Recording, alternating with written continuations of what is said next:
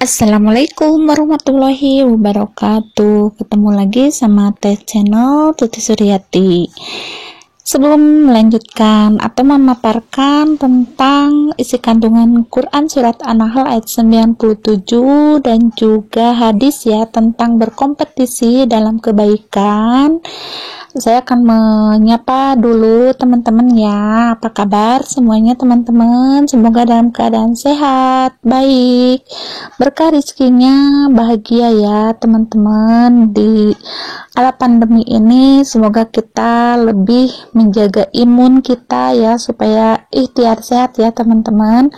Dan sebelum kita melanjutkan atau memaparkan tentang isi kandungan Quran Surat An-Nahl ayat 97 dan hadis tentang berkompetisi dalam kebaikan, marilah kita berdoa dulu ya, dan semoga ini menjadi ilmu yang dapat berguna bagi diri kita sendiri ya khususnya, dan juga umumnya untuk orang lain, dan semoga menjadi ibadah ya, ibadah jariah ya untuk kita semua, amin ya robbal alamin. Berdoa mulai. Berdoa selesai. Kandungan Quran Surat An-Nahl ayat 97. Sebelum kita memahami secara lebih mendalam tentang kandungan Quran Surat An-Nahl ini, marilah kita baca ayatnya sebagai berikut.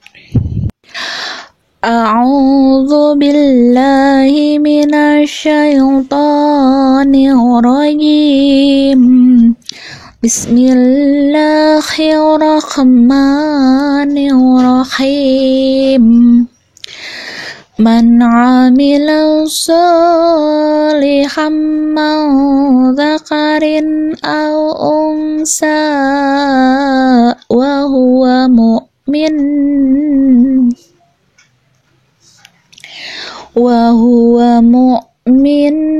falan nuhyiyannahu hayatan thayyibah walanaziyannahum ajrahum bi ahsani ma kanu ya'malun.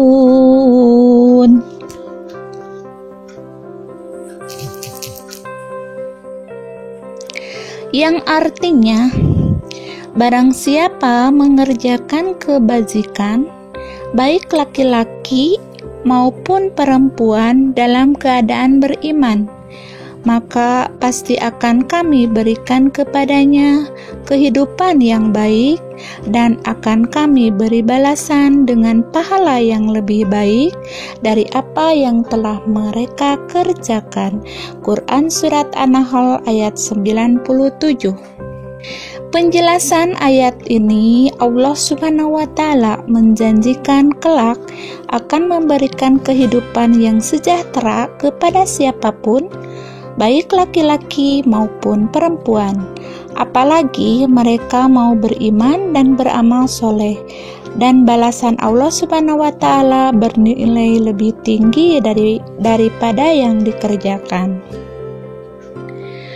Ada beberapa pendapat ahli tafsir dalam memahami ungkapan kata hayatan thayyiban, diantaranya 1. Menurut Ibnu Katsir, bahwa yang disebut dengan hayatan thayyiban adalah ketentraman jiwa. 2. Ibnu Abbas menjelaskan bahwa yang dimaksud dengan hayatan thayyiban adalah hidup sejahtera dan bahagia dengan rezeki yang halal dan baik.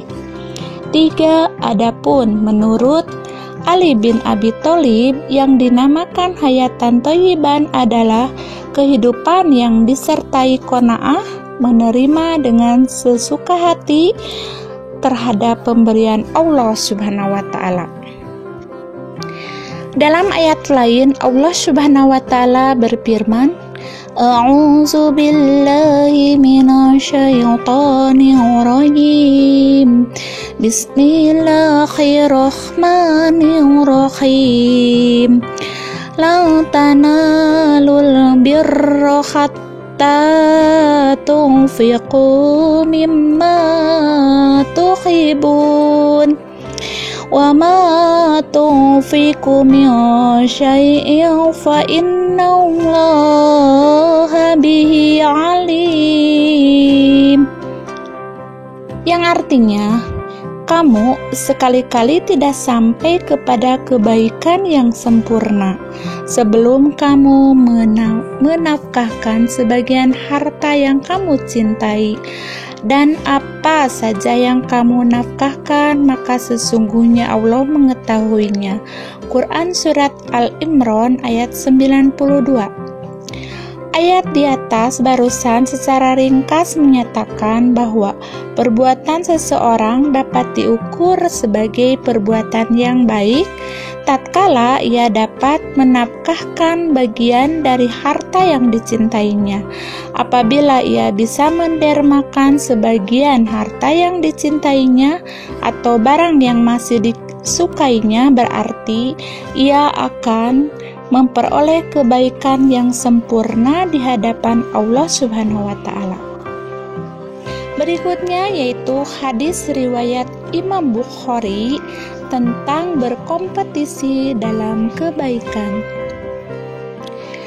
Haddatsani Yahya bin Ayyub wa Qutaibatu wa banu Khudrin jami'an an Ismail bin Ja'farin qala banu Ayyub haddatsana Ismailu qala akhbarani Ala'u an abihi an abi Hurairata anna Rasulullah sallallahu alaihi wasallam qala badiru bil a'mali fitanang kaki to'il lailil mudlimi yusibhu rajula mu'minan wa yumsi kafiron au yumsi mu'minan wa yusbihu kafiron yabi'u dinahu bi aradin minad dunya. Yang artinya, bercerita kepadaku Yahya bin Ayyub, Qutaibah dan Ibnu Hujar, semuanya bersumber dari Ismail bin Ja'far, dari Ayub, dari Ismail, dari Al-Ala, dari ayahnya, dari Abu Hurairah, bahwasannya Nabi Muhammad sallallahu alaihi wasallam bersabda, bersegeralah melakukan amalan soleh sebelum datang fitnah atau musibah, seperti potongan malam yang gelap, yaitu seorang pada waktu pagi dalam keadaan beriman dan di sore hari dalam keadaan kafir. Ada pula yang sore hari dalam keadaan beriman dan di pagi hari dalam keadaan kafir.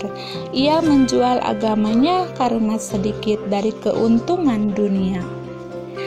Penjelasan hadis tersebut berisi perintah untuk bersegera melakukan amalan soleh, sebab dikabarkan bahwa kelak akan datang fitnah seperti potongan malam. Artinya, fitnah tersebut tidak terlihat, nyaris sempurna.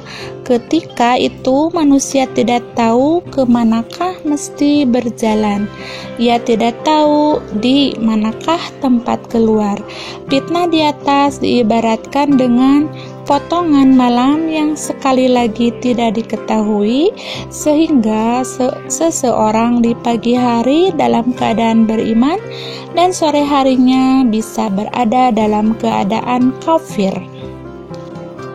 Demikianlah teman-teman pemaparan dari Quran Surat An-Nahl ayat 97 dan juga hadis yang diriwayatkan oleh Bukhari.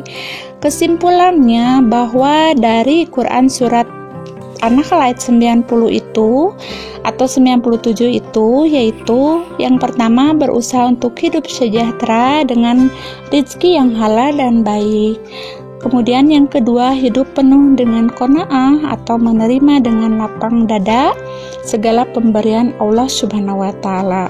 Dan kesimpulan dari hadis yaitu kita selalu bersegera untuk bertaubat, meminta ampunan kepada Allah Subhanahu wa Ta'ala setelah melakukan kesalahan. Dan kedua, senantiasa melakukan amal soleh seperti menyambung silaturahmi, bersedekah, dan amal kebaikan lainnya. Semoga pemaparan kali ini dapat bermanfaat untuk kita semuanya dan semakin baik ya ibadah kita, dan mohon maaf atas kekurangan dan kelebihannya karena manusia ya banyak kekurangan, dan saya juga bukan malaikat. Kritik dan sarannya saya tunggu, dan terima kasih untuk yang dengan setia mengunjungi channel saya ini, dan insya Allah banyak manfaatnya untuk dunia akhirat ya teman-teman. Billahi taufiq wal hidayah. Wassalamualaikum warahmatullahi wabarakatuh.